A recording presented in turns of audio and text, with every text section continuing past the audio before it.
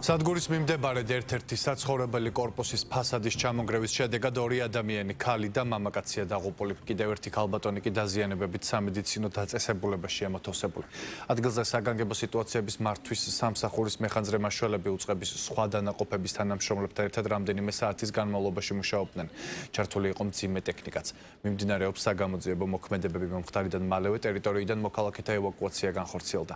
მომხდარ ტრაგიკულ ფაქტთან დაკავშირებით გამოძიება სისხლის სამართლის კოდექსის 240 მუხლით დაიწყო, რაც სამთო სამშენებლო ან სხვა სამუშაოს წარმოებისას უსაფრთხოების წესის დარღვევას გულისხმობს. შალვა სუმბაძე გვერდდება პირდაპირ ეთერში, რომელიც ადგილზე მუშაობს. შალვა, როგორია ახლა ვითარება?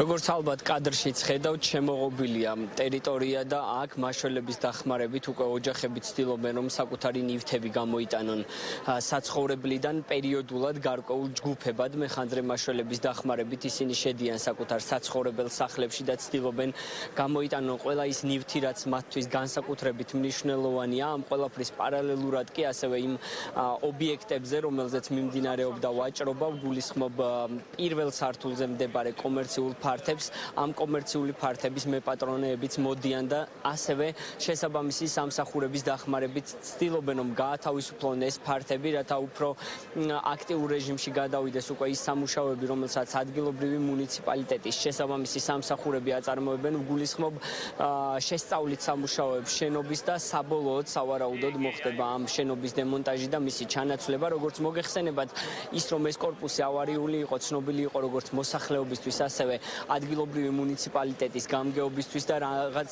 მთელი რამდენიმე თვის განმავლობაში მიმდინარეობდა მოლაპარაკებები იმის შესახებ, რომ ეს ადამიანები ჩართულიყვნენ ჩანაცვლების პროგრამაში, რომელიც თბილისის მერიას აქვს და დაეტოვებინათ ავარიული სახლები, თუმცა მოქალაქეების უმრავლესობა, დიდი ნაწილი ყოველ შემთხვევაში არ იყო თანახმა, რომ დაეტოვებინა სახლები. საბოლოოდ კი მივიღეთ შედეგი, ჩამოინგრა შენობის ფასადი, რომელსაც ორი ადამიანის სიცოცხლე შეეწირა. ახლა ამ წუთისთვის უკვე 94 ოჯახი გამოყვანილია შენობიდან, გადაყვანილია დროებით საცხოვრებელში, რომლის ანაზღაურებასაც ყველა შესაბამისი, ასე ვთქვათ, პროცედურის დაცვით თბილისის მერიის, კონკრეტულად ამ რაიონის მუნიციპალიტეტის გამგეობა ახდენს. ისინი გადანაწილებულები არიან უკვე 10-მდე სასტუმროში.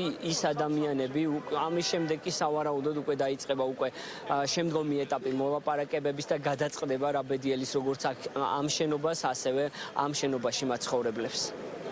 მერიამ გამოაგზავნა სამაშველო ძალა და ეჭეგობრივად სახელი და გვარი პირადობის დამადასრებელი ყველაფერს აკეთებენ ისინი და შეყავთ სამსამი ადამიანი, რომ გამოიტანონ ყველაფერი. მე მგონი დაანგრევენ, მე ასე ვფიქრობ.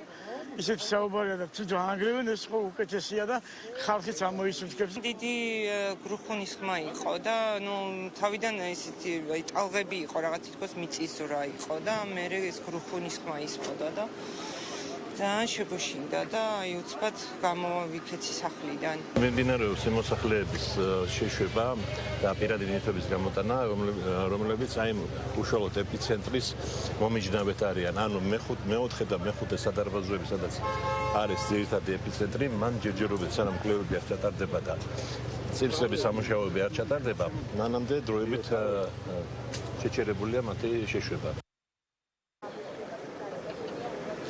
ამ ეტაპზეც გრძელდება მოქალაქეების ტერიტორიაზე შეშვება. ეტაპობრივად თავდაპირველად იმ სადარბაზოს მაცხოვრებლების შეყვანა მოხდა, რომელ ადგილზეც ყველაზე მეტად არის კორპუსი დაზიანებული და ეტაპობრივად ყველა სადარბაზოს გათავისუფლება მოხდება.